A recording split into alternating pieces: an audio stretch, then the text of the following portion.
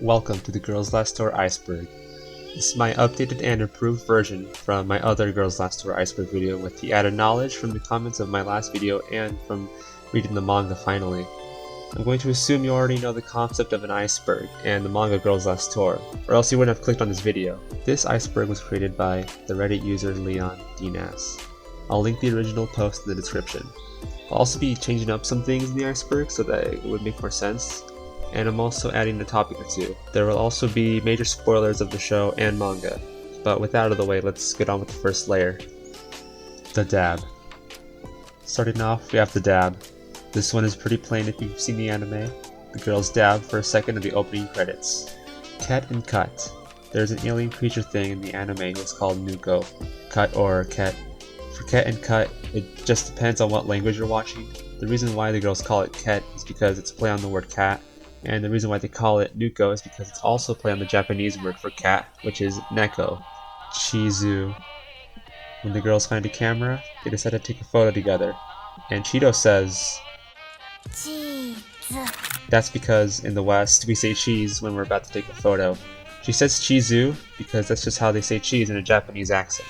Kettengrad. The author misspelled the word Kettengrad, but simply it's just the name of the vehicle that the girls use to get around. But in the final volume of the manga, the Kettengrad breaks down and is used one last time as a makeshift bathtub. And it was honestly a heartbreaking scene to watch. Mini character series. I'm pretty sure what the author's talking about here is that there's this mini series on YouTube called Girls Week in Class featuring the girls and some other minor characters from the show in a classroom. I'll post a link to the playlist of the series in the description.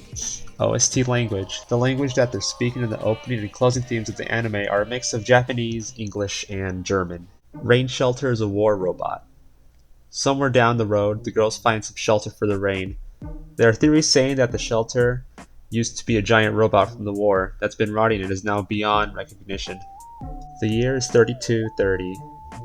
Apparently the year is 3230 based on the date that's shown on the camera. ED is manga. This just means that the closing segment in the show for every episode is also foreshadowing the ending of the manga. Death. I guess this is talking about the theme of the show, which is the death is everywhere and no one can escape it. Graves with no bodies. I'm still gonna go off my personal theory that the giant tall drawer things filled with people's belongings are also their graves, and are probably buried underneath the drawers. Multiple wars. There was some big war that caused a lot of people to die, so that they tried to build technology so that there's something to look forward to in the future. But then the big alien things came and took control of the robots or whatever, and yeah, that pretty much wiped out everyone. Ishi and Kanazawa are dead. Yeah, this is pretty much confirmed in the final episode that they're both dead, since the big aliens tell Yuri and Cheeto that they're the last living people on Earth. Hopelessness. Okay, at first I thought this was talking about the theme of the show, being hopelessness, but it turns out it was just some breakcore song with the music video having a clip of Cheeto in it. I'll put a link in the description of the song if you care. Eternal Winter. This just means that the world went under a nuclear winter after the war. Moving on. War prisoners.